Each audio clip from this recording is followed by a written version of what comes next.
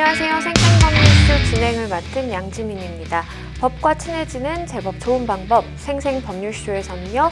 오늘도 크고 작은 법률 문제로 어려움을 겪고 있는 여러분들을 위한 법률 상담은 물론이고요. 세상을 들썩이게 하는 이슈들을 법적으로 풀어보는 시사법률 토크까지 준비가 되어 있습니다. 법률과 관련해 궁금한 내용이 있으신 분들은 상담 전화 02557-8295번으로 연락을 주시거나 법률방송 홈페이지에 접속하신 후 법률상담에 문의 남겨주시면 됩니다. 그리고 아래 나가는 메일로도 상담 문의 받고 있습니다. 각 분야의 전문 변호사가 무료로 성심성의껏 상담을 해드리니까요.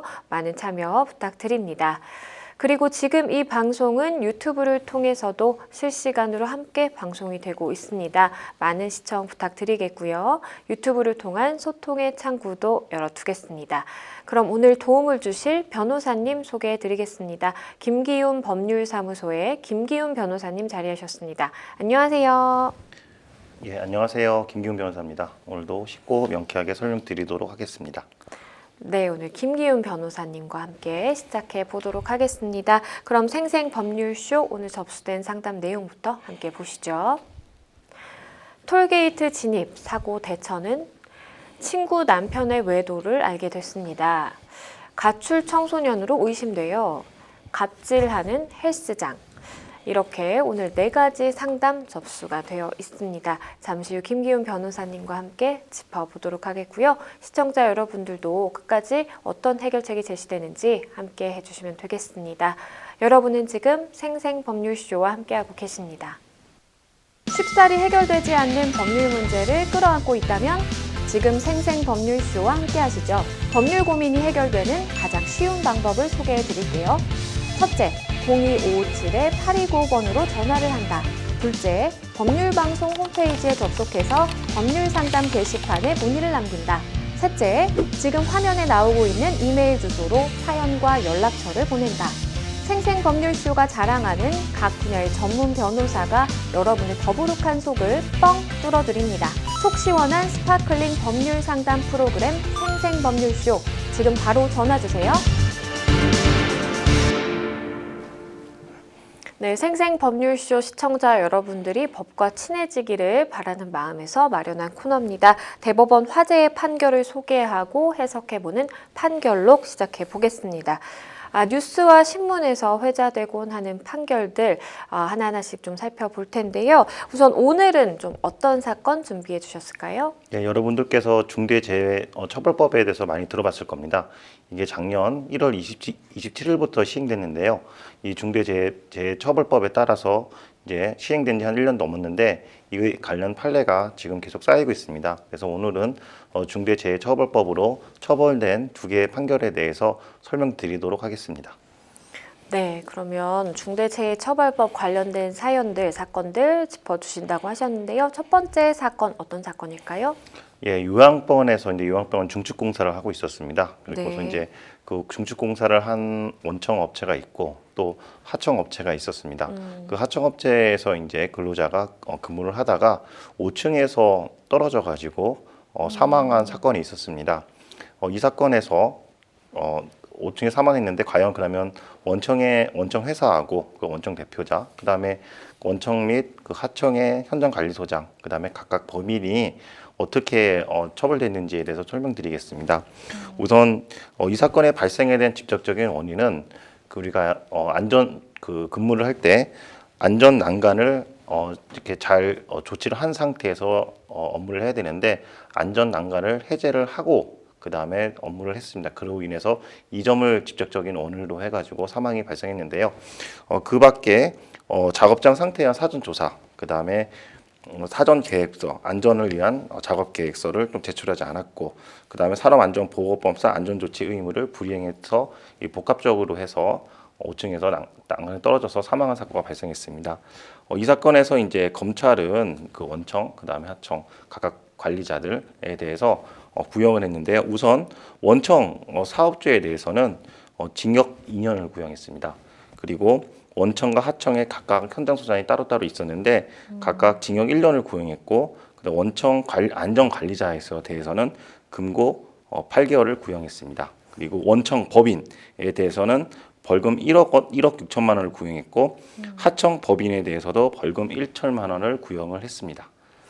네, 하청 근로자가 사망한 사고에서 이렇게 구형을 했다라는 말씀 전해주셨는데요. 그러면 법원의 최종적인 선고는 어떻게 나왔을까요? 예, 이 선고가 난 지가 불과 이제 한 달밖에 안 됐습니다. 이제 고양시 법원에서 판결이 났는데요. 우선 원청의 대표자들에 대해서는 이제 징역형, 그다음에 집행유예 포함해서 징역형을 선고했고, 그다음에 법인에 대해서는 벌금형을 선고했습니다. 네. 각각의 어떻게 선고했는지 살펴보면요. 원청 업체의 대표이사에 대해서는 그 징역 1년 6개월에 집행유예 3년을 선고했습니다. 그다음에 원청 업체 자체에서는 벌금 3천만 원을 선고했고요.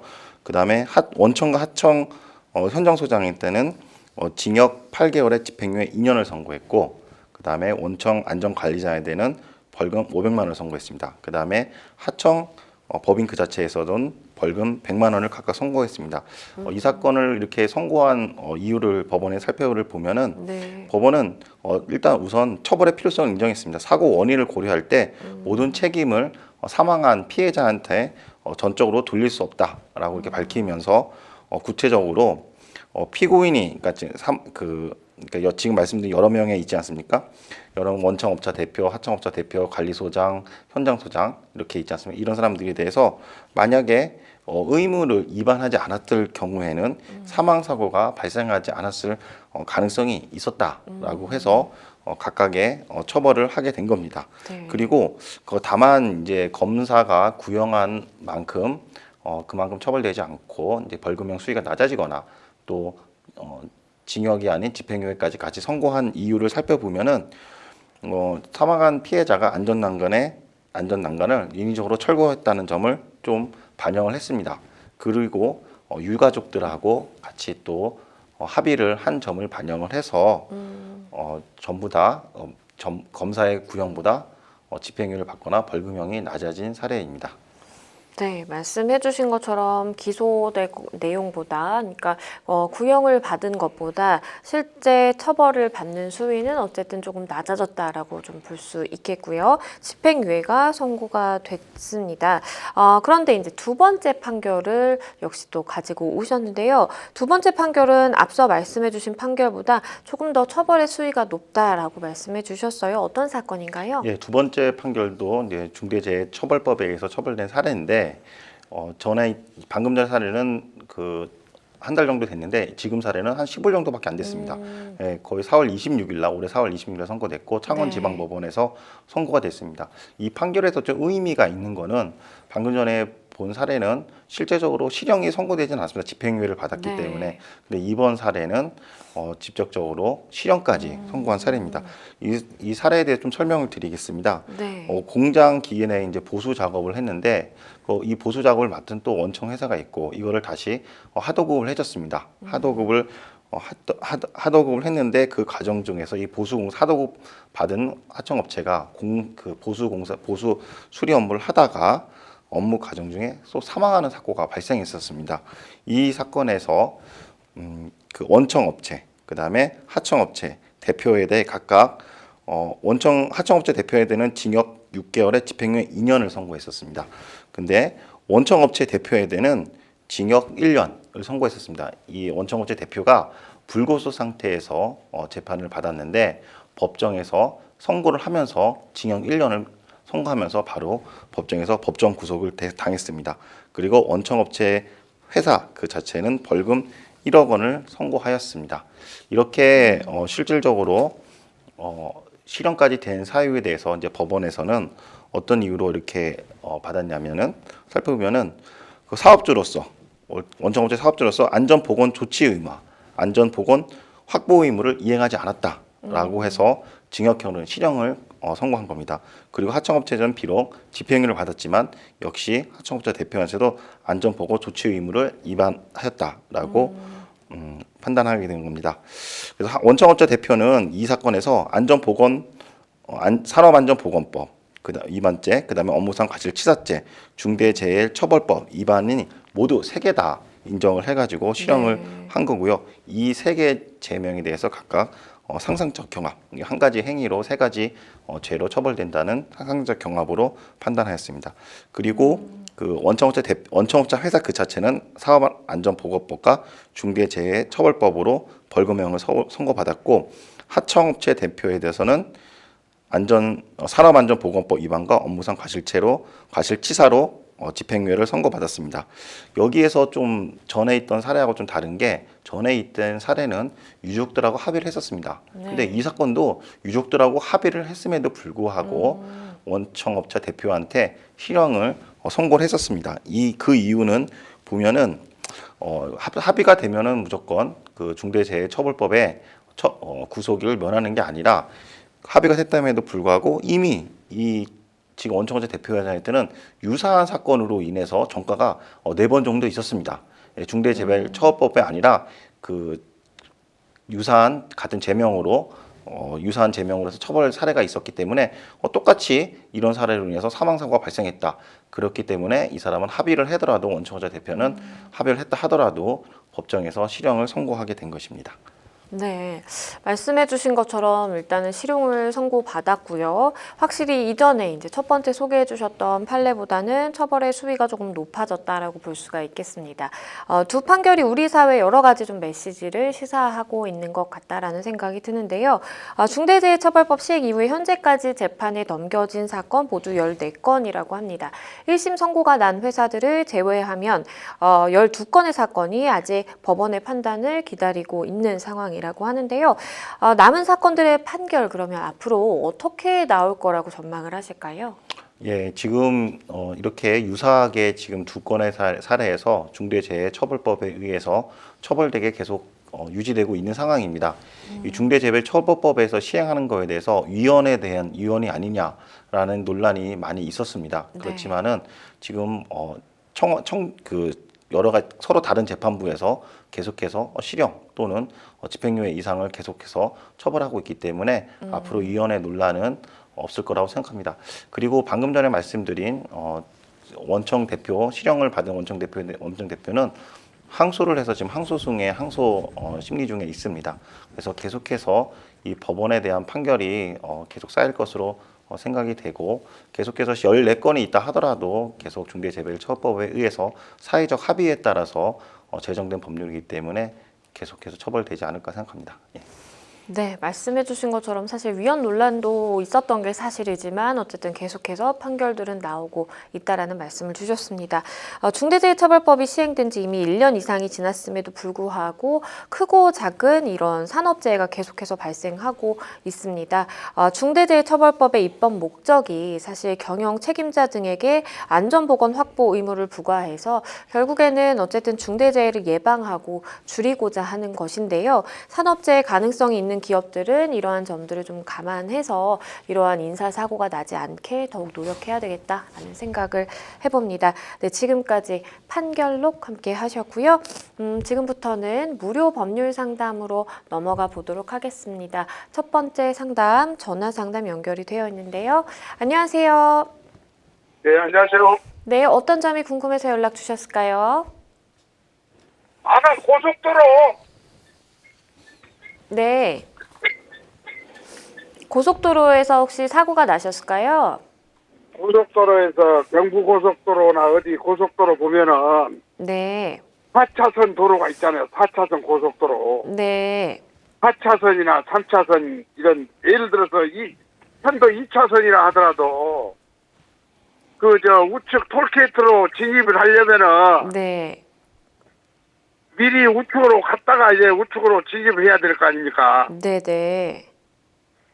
그런데 그냥 가다가 그 입구에서 바로 잘 꺾어버려요, 그냥. 여보세요? 네네. 그냥 톨게이트로 그냥 진입을 해봅니다. 1차선에서 4차선 있는 그 경부고속도로 같은데. 그렇게 해서 만약에 급격하게 이제 사고가 나면, 차선 변경을 해서 만약에 이제 이런 사고가 발생하면 과실 비율이나 이런 건 좀 어떻게 되는지 궁금하신 게 맞을까요? 비율을 따지기 전에 그 사람이 100% 잘못 아니요? 뭔 일이 있으면은 다행히 서로 잘 피해서 사고 없으면 관계는 없는데 그놈들은 아주 정신적으로 잘못된 놈들이고 그애들은. 제 옆에 김기훈 변호사님 함께 듣고 계신데요. 변호사님과 자세하게 말씀 나눠보실게요. 예. 예, 안녕하세요. 김기훈 변호사입니다. 예. 예, 혹시 상담 안녕하세요. 그 뭐 서두에 말씀드렸는데요. 예. 고속도로 그 어디 뭐 예를 들어 수원으로 톨게이트로 진입하려면은 미리 우측으로 갔다가 그걸로 들어가야 될 거 아닙니까? 예. 그럼 저 경부선 같은 경우는 4차선이잖아요. 4차선. 예, 그렇죠. 예. 그럼 바로 들어가 버려. 바로 그냥 그 입구에서. 그럼 사고 나면 누가 책임이요 그거? 예. 혹시 지금 상담하신 분께서 네. 갑자기 이제 상담하신 나도 분께 사고는 안 났는데 예. 몇 번 날 뻔했어. 아, 몇 번. 예.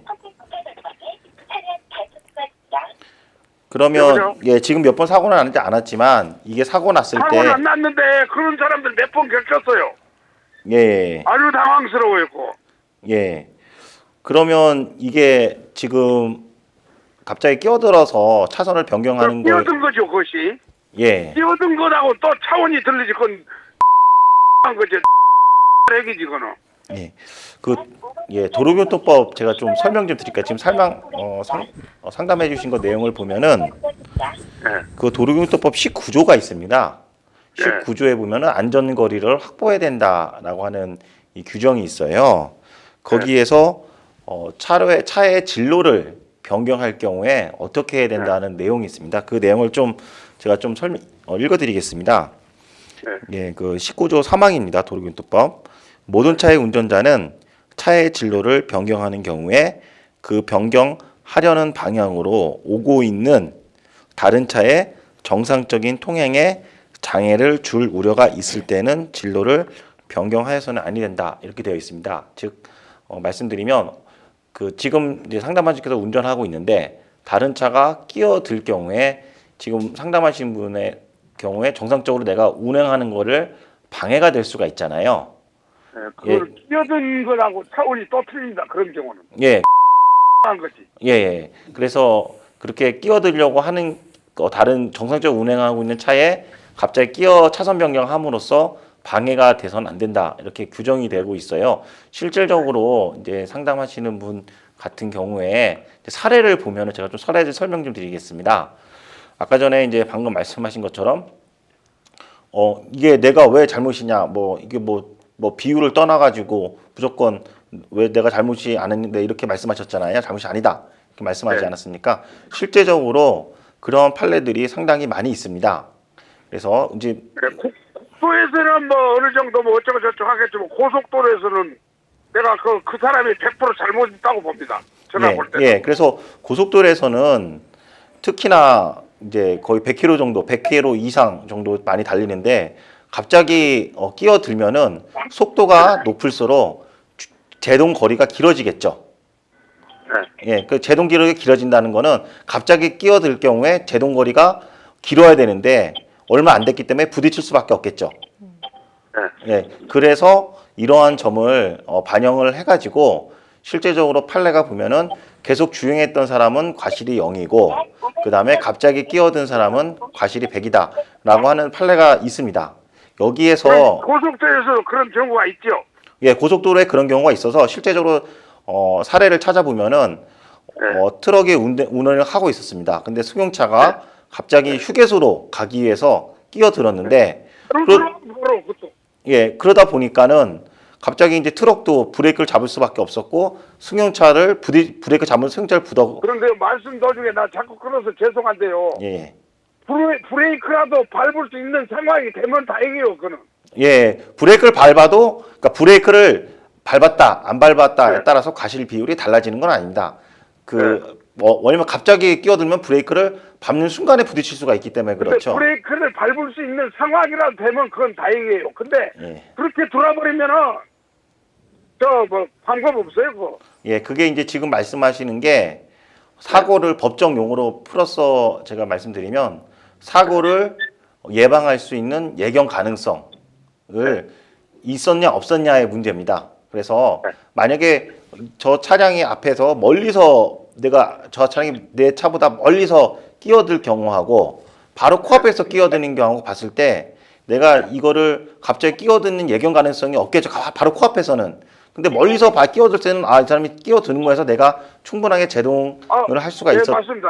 예. 예, 그렇죠. 그래서 이 거리가 실제적으로 판례를 보면은 부딪힌 장소하고 실제로 끼어든 거리하고 어느 정도가 되는지 바로 정상적으로 운행한 차 바로 앞에서 했는지 그리고 좀 멀리서 했는지에 따라서 과실 비율이 달라져요. 근데 지금 상담하신 분 입장에서는 내 코앞에서 바로 했다라고 해서 지금 말씀하신 것 같습니다. 그래서 바로 코앞에서 했을 경우에는 실질적으로 그 끼어든 차량이 과실 비율 100%로 해서 민사 책임도 지고 그 다음에 형사 책임도 지고 그렇게 되는 경우가 있고요. 대신 끼어든 게 좀 약간 멀리서 끼어들었다. 예를 들어서 보통 끼어드는 거리를 보통 100m로 잡거든요. 100m를 여유를 두고 끼어들면은 그것도 그 차이가 있구나. 예. 예, 그렇죠. 100m 여유를 두고서 끼어들었으면은 그 끼어든 차량에 대해서는 뭐 과실이 없다고 좀 실무적으로 좀 판단을 하고 있거든요. 그래서 근데 100m 내에서 고속도로에서 100m 내에서 끼어들면은 트럭 같은 경우에는 제동 거리가 워낙에 그 짐을 실었기 때문에 브레이크를 밟아도 쭉 미끄러지는 현상 때문에 사고 났을 경우에 화물차 운전자보다는 끼어든 승용차 운전자의 과실이 많이 크다라고 그 평가하고 있습니다. 그래서 지금 같은 경우에 이제 끼어드는 경우에 보통 자동차가 갑자기 휴게소로 들어가거나 아니면은 다른 방향으로 같이 올라가야 되는데 JC에서 그런 얘기가 많이 나오겠죠. 그쪽으로 다른 고속도로를 타야 되는데 그거를 너무 급격하게 변경하다 보니까 그런 상황이 많이 사고 나고 있습니다. 실제적으로 통계를 봐도 고속도로를 휴게소를 진입하는 부분 또는 그 고속도로가 갈라지는 부분에 대해서 그곳에서 보통 사고가 나고요. 또 심지어 잘못 길을 들어섰는데 브레이크 잡고 뒤로 후진하다가 사고 나는 경우도 있지 않습니까? 그래서 예, 지금 말씀하신 상담하시는 분께서 잘 지적을 해주셨습니다. 그래서 갑자기 끼어드는 분들이 많은데 그분들은 거의 엄격하게 지금 도로교통법 아니 그것도 예를 들어 4차선인데 3차선이나 가다가 그런 경우는 이해를 하겠습니다. 근데 1차선에서 그냥 꺾어버려요. 그런 경우가 많아요. 예, 실제적인 또 판례도 판사님들 봤을 때도 그 내가 판사 같으면 나 100대 0 주겠는데 100대 1이나 100대 0이죠. 예. 네, 일단 그런 경우는 네, 네. 궁금한 점이 해결이 되셨을 것 같은데요. 말씀해 주신 것처럼 그렇게 위험한 상황에서 사고로 유발하는 차량에 대해서는 100대 0도 이제 가능하다라고 실제로 그런 판례도 있다라는 말씀을 해 주셨으니까요. 참고해 주시면 좋을 예, 것 하나 더 같습니다. 말씀드리겠습니다. 예, 네 지금 알겠습니다. 감사합니다. 네, 감사합니다. 네. 하나 더 말씀드리면 네. 끝에서 이제 1차선 차량으로 가다가 꺾는 경우하고 그다음에 3차선에서 꺾는 경우하고 봤을 때 1차선에서는 급격하게 각도가 심하게 꺾을 수밖에 없거든요. 네. 예, 그럴 경우에는 1차선에 있는 꺾는 그 운전자에 대한 책임이 훨씬 더 높다고 평가를 하고 있습니다. 예. 네, 변호사님 말씀해 주신 것처럼 사실 이제 우리 상담자분도 운전을 하고 가시다 보면 갑자기 이렇게 끼어들어서 확 차로 변경을 하는 그런 차들을 좀 만나셨던 것 같아요. 그러다 보니까 이제 혹시나 내가 이렇게 해서 저 차량을 치게 되면 사고가 발생하게 되면 내 책임은 어느 정도인가라는 궁금증이 있으셨던 것 같은데요. 변호사님 말씀해 주신 이제 여러 가지 사항들 고려해서 이렇게 판단이 된다라는 점 기억을 하시면 좋겠습니다. 예, 하나 더 말씀드리면 지금 같은 이제 상담 내용에서 법원에서는 그 끼어드는 게 무조건 정상적인 운행하고 있는 사람이 과실이 없다라고 판단하는 거 아닙니다. 네. 정상적인 운행을 했다 하더라도 끼어든 차량이 정상적으로 운영하는 사람이 충분하게 제동 장치를 작동을 시켜서 사고가 어느 정도 피할 수 있었거나 그쵸. 아니면 사고를 더 줄일 수 있을 경우에는 비율을 어느 정도 인정해 줄 수도 있습니다. 과실 비율을 운전자. 그래서 이게 예견 가능성이라고 표현하는데요. 모든 차는 우리가 과학적으로 봤을 때 과학적으로 봤을 때 그 속도에서 어느 정도 브레이크 잡을 때 얼마 정도 있다 쓸 것이다라고 하는 게 다 국가수에서 검증을 할 수가 있습니다. 그래서 이런 결과를 가지고 충분한 제동거리를 확보했었는지 안 했는지 제동거리 안에서 끼어든 건지 제동거리 밖에서 끼어드는지 국립과학수사연구원에서 다 전부 다 이런 거를 감정할 수가 있습니다. 그래서 그 예견 가능성을 가지고 키워드를 가지고 법원에서 판단하고 있습니다. 네, 변호사님께서 말씀해주신 사항 참고하셔서 대응하시면 좋겠습니다. 여러분은 지금 생생법률쇼와 함께하고 계십니다. 쉽사리 해결되지 않는 법률 문제를 끌어안고 있다면 지금 생생법률쇼와 함께하시죠. 법률 고민이 해결되는 가장 쉬운 방법을 소개해 드릴게요. 첫째, 02557-8295번으로 전화를 한다. 둘째, 법률방송 홈페이지에 접속해서 법률상담 게시판에 문의를 남긴다. 셋째, 지금 화면에 나오고 있는 이메일 주소로 사연과 연락처를 보낸다. 생생법률쇼가 자랑하는 각 분야의 전문 변호사가 여러분의 더부룩한 속을 뻥 뚫어드립니다. 속 시원한 스파클링 법률 상담 프로그램 생생법률쇼, 지금 바로 전화주세요. 네, 저희는 다음 상담으로 넘어가 보겠습니다. 다음 법률방송 이메일을 통해 접수된 내용입니다. 함께 보시죠. 제겐 고등학교 때부터 가까이 지내는 단짝 친구가 있습니다. 결혼도 출산도 비슷한 시기에 하면서 저희 부부와 친구 부부가 함께 만나는 일도 자주 있었죠. 친구의 남편은 자상했습니다. 이벤트 한 번 안 하는 저희 남편과는 차원이 다른 로맨틱함이 있었습니다. 그런데 얼마 전 충격적인 사건을 목격했습니다. 저희 팀 회식이 있어서 늦게 집에 가는 길에 친구의 남편이 낯선 여자의 어깨에 손을 올린 채 다정하게 걸어가는 겁니다. 그뿐이 아니었어요. 친구 남편의 회사에 아는 대학 후배가 있는데요. 친구 남편과 한 여직원이 사내에서도 소문이 자자한 불륜 커플이라는 겁니다. 짧은 시간에 너무 많은 걸 알게 되면서 혼란스럽고 머리가 아픕니다.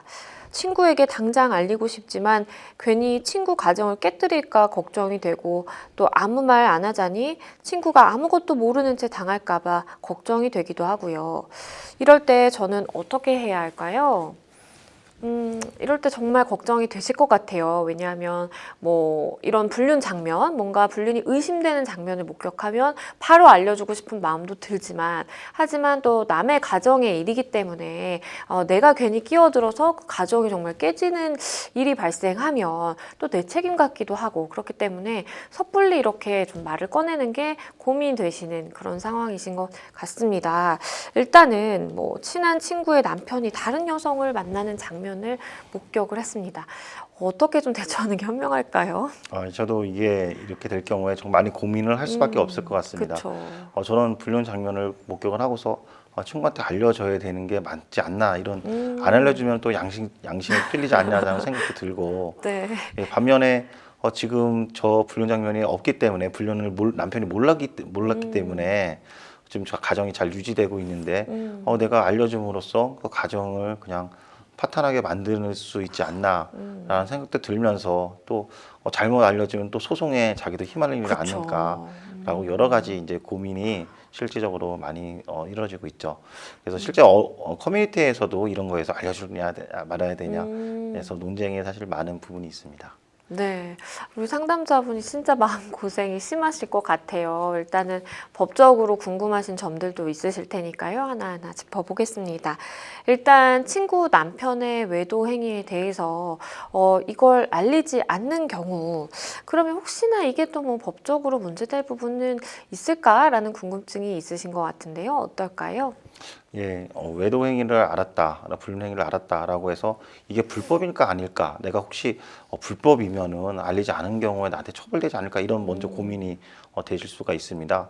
근데 이런 외도는 그 형사상 처벌이 된다는 규정이 없었습니다. 혹시 간통도 예전에 형사처벌 된다고 볼 수 없다라고 간통죄도 위헌 결정을 났기 때문에 이런 불륜 장면이나 외도 장면을 있다 하더라도 그 자체가 어떤 이제 불법이라고 형사처벌 대상은 되지 않습니다. 근데 여기에서 이거를 다른 사람한테 내가 그 사람한테 그러니까 당사자 그 친구한테 이거를 내가 알려줘야 될 의무가 있느냐? 이게 혹시 불법이 아니라 하더라도 이런 거를 내가 알려줘야 되느냐에 또 다른 고민이 있을 수가 있는데요. 이렇게 신고 의무가 있는 규정은 있습니다. 이제 예를 들어서 학교 폭력에 관련돼서 교사가 학교 내에서 폭력 행위를 알았다라고 할 경우에는 이제 그 부분에 대해서 학교장한테 알려줘야 될 의무가 있는 경우도 있고, 또 아동복지법을 위반한 사례가 있을 경우는 아동복지법 종사자 같은 경우에는 해당 기관에 알려줘야 될 이런 신고 의무가 있습니다. 이런 신고 의무를 이행하지 않았을 때, 즉 신고 의무를 법적으로 규정하고 있는데 이행하지 않았을 때는 처벌 대상이 된다고 별도의 처벌 규정이 있으면 처벌이 됩니다. 근데 지금 같은 경우에는 신고 의무를 어느 형사적인 규정에서 규정하고 있지 않습니다. 형사 처벌 규정이 없습니다. 그렇기 때문에 신고 의무로 형사적으로 규정하지 않았기 때문에 알려주지 않았다 하더라도 처벌되지는 않습니다. 혹시나 이제 친구 남편이 바람 핀다라는 것을 당사자인 친구에 알렸을 때 이게 혹시 명예훼손이 되지 않을까라는 생각도 하시는 것 같아요. 어떨까요? 예, 그 명예훼손이 된다는 거하고 명예훼손죄가 성립된다는 건 좀 다릅니다. 너 바람 펴, 불륜 관계야라고 하는 발언 자체는 명예훼손이죠. 예, 그렇지만은 명예훼손죄가 성립되려면 명예훼손 그의 공연성, 지금 우리가 누구한테 공연한다고 했지 않습니까? 널리 알려질 수 있는 그런 가능성이 있는 그 법률 용어로 전파 가능성이라고 하는데요. 누구한테 알렸을 때 이걸 전파할 가능성이 있는 사람한테 알려질 경우에 명예훼손죄가 성립됩니다. 즉 명예훼손 발언을 했다 하더라도 그거를 다른 사람한테 알리지 않은 사람한테 알렸을 경우에는 전파 가능성이 없어서 명예훼손죄가 성립되지 않는다고 본 판례가 있습니다. 이 사안에 같은 경우에는 자기 남편이 바람 핀다고 불륜 관계라고 해서 말을 한다 하더라도 그걸 누구한테 막 알려줄 가능성은 적겠죠. 그렇죠. 이런 관계를 사적으로 굉장히 친밀한 관계라고 법률 용어로 씁니다. 그래서 대법원 같은 경우에는 사적으로 굉장히 친밀한 관계에 있는 사람한테 명예훼손을 해당하는 발언을 한다 하더라도 전파 가능성이 없어서 명예훼손죄가 성립되지 않는다라고 판시한 게 있습니다. 지금 같은 경우에도 이런 외도 사실을 알린다 하더라도 전파 가능성이 없기 때문에 명예훼손죄는 성립되기 어려울 것으로 보입니다. 네, 변호사님께서 전파 가능성, 공연성에 대해서 말씀을 해주셨는데요. 그렇다면 상황을 바꿔서 이런 경우에는 어떨까요? 이 당사자인 친구에게 이야기를 하는 것이 아니라 이 불륜이 의심된다라는 내가 목격한 이 장면이 봤다라는 것을 제3자에게 이야기를 한다면 상황이 좀 달라질까요? 예, 방금 전에 질문은 이제 당사자에 대해서 얘기한 거고 지금 같은 경우는 제3자한테 얘기한 겁니다. 제3자라고 할 경우에 지인이나 그다음에 그렇죠. 커뮤니티에 카톡방에 올리는 것도 다 제3자에 해당됩니다. 이럴 경우에는 전파 가능성이 매우 높기 때문에 처벌된다고 봐야 될 것 같습니다. 그래서 형법상 명예훼손죄로 처벌될 수가 있고요. 구두로 말했을 때는 형법상 명예훼손 처벌될 수가 있고요. 그다음에 인터넷으로 SNS나 카톡으로 했을 경우에는 정보통신망법으로 인해서 처벌될 수가 있습니다. 만약 친구에게 친구 남편의 외도 사실을 알린 것이 결정적인 이 혼인 파탄의 계기가 돼서 정말 친구 부부가 이제 갈라서게 되는 그런 경우가 발생한다면 그 사실을 알린 그 중간에서 파탄의 원인을 제공했다라고 볼 수 있을 그런 나에게도 책임의 가능성을 좀 물을 수 있을까요? 예, 당사자한테 알렸을 때 형사적으로는 명예훼손죄가 성립되지 않습니다. 방금 전에 설명드린 그래서 사적으로 내밀한 관계에서 알렸을 경우에 전파 가능성이 없어서 형법상 처벌은 되지 않는다는 게 판례입니다. 그러나 이게 민사적으로 손해배상 책임까지 면제되느냐 그건 아닙니다. 실제적으로 청주 지방법원 98년도에 있었던 사례인데요. 이거를 친구한테 전화기로 자동 응답기를 통해서 너 남편 불륜행위를 했다라고 해서 이렇게 메시지를 남긴 적이 있었습니다. 이 사례에서 이 음성 메시지를 남긴 것 때문에 결론은 가정이 파탄되게 원인을 제공했다라고 해서 청주지방법원에 대해서 그 알린 사람에 대해서 손해배상 책임을 물은 사례가 있습니다. 그럼 마지막으로 우리 상담자분께 조언 주신다면 어떤 게 있을까요? 네, 정말 고민일 텐데요. 그래서 형사적으로는 그 당사자한테 알렸을 경우에는 형사적으로는 처벌이 되지 않고, 근데 이거를 제3자나 카톡이나 SNS 올릴 경우에는 형사적으로 처벌될 가능성이 높습니다. 그리고 민사적으로도 손해배상 책임 여지가 있습니다. 네, 변호사님께서 말씀해주신 사항 잘 기억하시고요. 고민해보시면 좋을 것 같습니다. 저희는 또 다음 상담으로 넘어가 보겠습니다. 다음 법률방송 이메일을 통해 접수된 내용입니다. 함께 보시죠.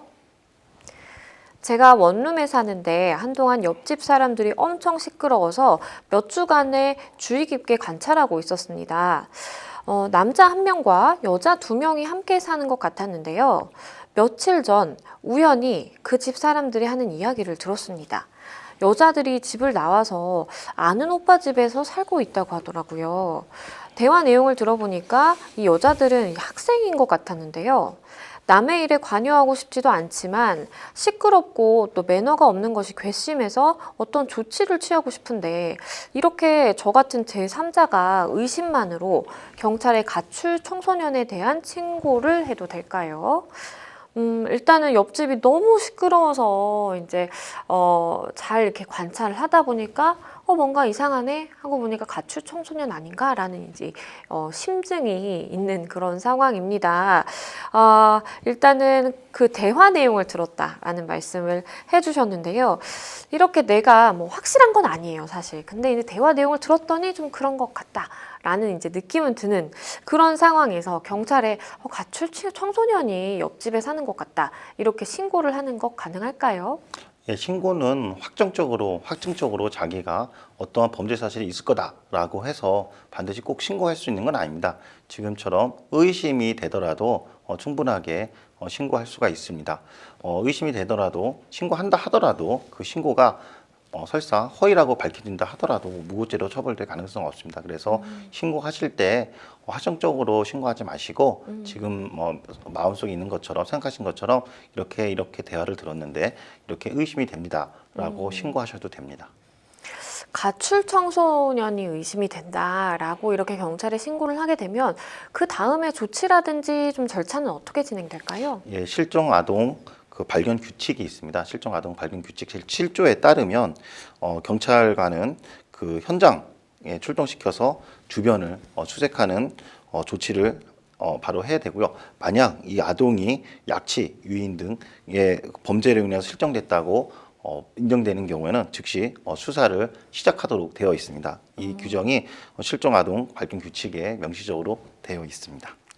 그러면 이제 경찰에 신고를 내가 해서 경찰이 와서 봤는데 만약에 가출 청소년이 맞았어요. 그런데 이 아이가 가정으로의 복귀라든지 아니면 시설에 입소하는 것에 대해서 거부하고 나는 그냥 여기 살겠다라고 하는 경우에는 좀 어떻게 될까요? 실종아동법 시행령 제8조에 따르면 원칙적으로 복귀가 원칙입니다. 근데 이 실종 아동이 그 나왔던 이유가 집에서 나왔던 이유를 살펴보아야 됩니다. 그래서 그 단서에 보면은 보호자가 어떤 상태였는지 어떤 사람인지에 따라서 좀 복귀하지 않아도 되어 있습니다. 실종아동법 시행령 제8조 단서에 의하면요, 보호자가 아동 학대 행위자거나 그다음에 장애인 학대 행위자거나 그다음에 노인 학대자거나 가정폭력 행위자일 경우에는 복귀를 하지 않아도 됩니다. 그다음에 또 보건복지부령에 의해서도 지금 말씀 것처럼 유사하게 학대하거나 학대를 한 것으로 볼만한 사유가 있거나 그다음에 마약, 알코올 중독, 전염성, 그 전염병 같은 질환이 정신질환에 있는 것으로 보여지는 경우, 그다음에 의식주를 포함한 도저히 양육을 하지 않은 것으로 보여지는 경우에는 복귀를 하지 않아도 된다고 규정하고 있습니다. 그래서 반드시 복귀하는 게 아니라 그 실종아동법 시행령 8조 단서에 따라서 아동 학대가 있었는지, 그다음에 가정폭력이 있었는지, 마약 환자인지, 알코올 중독자인지, 그다음에 의식주를 해결해서 의식주를 전혀 태만히 했는지에 대해서 살펴본 후에 전문 그 기관에 장하고 협의해서 복귀하지 않을 수가 있습니다. 일단은 여학생 2명이 아는 오빠 집에서 이제 가출을 한 이후에 살고 있는 것으로 지금 의심이 되는 상황인데, 이렇게 가출한 청소년에게 일단은 뭐 다른 목적은 없이 이렇게 갈 곳이 없다 보니까 의식주를 제공해 주는 그런 경우라고 한다면, 그러면 이것이 범죄가 될 수 있을까요? 예, 범죄가 될 수가 있습니다. 실종아동법 7조에 따르면 누구든지 정당한 사유 없이 실종아동 등을 경찰 관서에 장에게 신고하지 않고 아는 상태에서 보호할 수 없다고 규정되어 있습니다. 그래서 만약에 가출 청소년을 관계기관에 신고하지 않고 지금처럼 임의대로 계속 보호할 경우에는 실종아동법 제17조에 따라서 5년 이하의 징역 또는 5천만 원 이하의 벌금에 처해지게 됩니다. 그렇다면 뭐 반대의 상황에서 청소년이 정말 가출하게 된 이유가 뭐 가정에서의 뭔가 문제가 있어서 위기 과정에서 탈출을 했다라든지 아니면 상황이 정말 극박한 상황에서 하루 정말 갈 곳이 없어서 뭐 숙식을 제공한 그런 경우라면 좀 달리 볼 여지가 있을까요? 예, 그렇게 하면 달리 볼 경우가 있습니다. 정당한 사유가 있는 경우에는 실제적으로 2019년 서부지방법원에서도 무죄를 선고한 사례가 있습니다. 방금 전에 말씀드린 것처럼 이렇게 단편적으로 딱 해서 처벌되는 게 아니라 지금 사례처럼 정당한 사유가 있다고 하면은 무죄로 판단한 사례가 있습니다. 마지막으로 그럼 조언 주신다면 어떤 게 있을까요? 예, 이렇게 가출 청소년이 있을 경우에 가출 청소년에 대해서 좀 너무 안 됐다 싶어서 아무런 경찰에 신고하지 않고 보호할 경우 형사처벌 대상이 있으니까요. 꼭 경찰서에 연락을 하셔가지고 협의를 하시는 것이 가장 현명합니다. 네, 변호사님께서 말씀해 주신 사항 참고하시면 좋겠습니다. 저희는 또 다음 상담으로 넘어가 보겠습니다. 다음 법률방송 이메일을 통해 접수된 내용입니다. 함께 보시죠. 한 달 전에 집 근처 헬스장에서 1년짜리 헬스장 회원권과 PT 30회를 끊었습니다. 그런데 남편의 인사이동으로 인해서 갑작스럽게 지방으로 이사를 가야 하는 상황이 발생했는데요. 회원권이 8개월 이상 남았지만 규정상 환불이 어렵고 또 PT 역시 20회 정도 남았지만 개인 트레이너와 협의를 하라고 합니다. 단 헬스장 측에서는 타인에게 양도를 할 수는 있다라고 하는데 제가 수수료를 부담해야 한다고 하더라고요. 이렇게 수수료를 받는 행위 법적으로 문제가 없는 건가요? 이런 경우 정말 많죠. 왜냐하면 이렇게 헬스장 같은 경우에는 뭐 1년치 아니면 뭐 30회, 50회씩 정말 많은 횟수를 끊어놓기 때문에 중간에 뭔가 일이 생겨서 바뀌게 됐을 때 좀 문제가 생기게 되는 것 같아요. 좀 이 사연 어떻게 보셨나요? 예, 보통 헬스장 같은 게 1년 정도 많이 끊습니다. 그 그렇죠. 이유는 1년 정도 끊으면 이제 할인율이 많이 떨어지기 때문에 할인율이 많이 높아지기 때문에 네. 그만큼 1년 정도 많이 끊죠. 근데 그 사이에 직장 때문에 이사를 하거나 부득이하게 다른 곳으로 이사를 하는 경우가 상당히 많습니다. 네. 그럴 경우에 보통 이런 사연을 많이 주십니다. 그래서 이런 경우를 대비해서 그 공정거래위원회에서 어느 정도 환불 규정에 대해서 규정하고 있습니다. 그래서 지금 같은 경우에는 1년 동안 이제 거래한 거라서 우리가 계속적 거래라고 하는데 이 계속적 거래에 대해서 공정거래위원회에서 어떻게 환불 기준을 세웠는지 좀 말씀드리겠습니다. 일단은 이 헬스장에서는 헬스장 회원권은 환불 불가다라고 이제 규정을 딱 못 박아두고 있는 상황이에요. 이걸 법적으로 볼 때 효력이 있을까요? 예, 지금 방금 말씀드린 것처럼 1년 정도 이렇게 계속 끊는 거를 발행한 행위에서 계속적 거래 관계라고 합니다. 공정거래위원회에 대해서는 이 계속적 거래 관계에 대해서 환불이 어렵다, 환불이 불가라고 하더라도 이 환불이 불가하다는 그 조항 자체를 조문 자체만 무효라고 판시하고 있습니다. 실질적으로 네. 그런 판례도 사실상 많이 있고요. 그래서 공정거래위원회가 정확히 어떻게 판시를 했냐면 헬스장에서 하연 가입 계약서, 회원 가입 약관의 중도 해지나 양도 연기가 불가능하다고 명시하였다 하더라도 그 방문 판매법의 계속적 거래와 계약한 소비자는 언제든지 계약 해지를 할 수 있고 이에 대하여 계속 거래업자는 위약금을 제공하고 대금을 환급해 줘야 한다라고 판시한 사례가 있습니다. 그리고 또 보면은 그 가입 계약서도 일방적으로 헬스장에서 제공한 계약서이기 때문에 이를 약관이라고 합니다. 약관에 대해서도 너무 그 소비자한테 계약 당사자한테 너무 과중한 부담이다. 즉 환불을 할 수 없다는 게 너무 과중한 계약 조항이라고 해서 그 조항 자체만 또 무효라고 판시를 하고 있습니다. 환불이 어렵다는 이유로 그러면 이제 회원권은 양도를 할 수 있다라고 하는데요. 그런데 양도하려면 수수료를 내야 한다라고 또 이야기를 하고 있습니다. 이 수수료 꼭 내야 될까요? 예, 이 양도에 대해서 수수료 부분은 공정거래위원회에서 제가 방금 전에 말씀드린 것처럼 환불할 수 없다라고 하는 규정은 무효다라고 해서 규정이 있고 그때 환불했을 때 어느 정도 금액을 할 것인가에 대해서 정해놓고는 있긴 합니다. 네. 근데 양도에 대해서는 아직 공정거래위원회에서 양도를 할 수 없다는 조항에 대해서 양도를 하더라도 수수료를 어느 정도 해야 된 어느 정도 정한 바가 없습니다. 그래서 수수료는 좀 지급할 가능성이 좀 높아 보긴 한데 이 만약에 이 수수료가 과도하다고 하면은 어느 정도 감액은 해줄 가능성이 있습니다. 예. 그러면 헬스장 이용 같은 경우에는 앞서서 약관에 대해서 설명을 해주셨는데 개인 트레이너에게 이제 PT를 받는 그 부분에 대해서는 헬스장 약관이 아니라 이제 트레이너가 재량에 따라서 해준다. 뭐 이렇게 지금 이야기를 하고 있는 상황입니다. 뭐 개인 사업자처럼 PT 수업을 진행하기 때문에 헬스장이 아니라 트레이너와 1대1로 협의를 해라라고 지금 이야기를 들은 상황인데요. 이런 상황에서 환불을 받을 수 있을까요? 예, 이렇게 이제 트레이너하고 얘기를 하라라고 하는 이런 얘기가 나오는 이유가 헬스장하고 트레이너 사이에 계약 관계가 존재합니다. 그래서 소비자가 헬스장에 가서나 PT를 받고 싶어요라고 해서 돈을 납부를 하면 그 돈에 대해서 만약 10회분에 대해서 일정 퍼센티지를 트레이너한테 지급을 합니다. 네. 그럴 경우 그러니까 그런 상태가 있고 여기서 계약을 취소할 경우 트레이너가 다시 헬스장에 돈을 줘야 되는 이런 정상관계가 많이 있습니다. 그래서 만약에 트레이너는 자기 10회를 끊었는데 소비자가 안 끊을 경우 소비자가 나 그만둔다라고 이렇게 헬스장 입장에서는 트레이너한테 돈을 이미 10회분에 대해서 어느 정도 퍼센티지를 돈이 넘어간 상태죠. 근데 소비자가 그만두겠습니다라고 할 경우 헬스장 입장에서는 그 트레이너한테 준 돈이 있기 때문에 그들 다시 반환 받아서 소비자한테 줘야 되는데 그렇기 때문에 트레이너가 반대할 경우에 동의를 구하라고 이렇게 실무적으로 좀 나와 있긴 합니다. 그렇지만은 이건 헬스장하고 트레이너 사이의 내부 관계일 가능성이 매우 높습니다.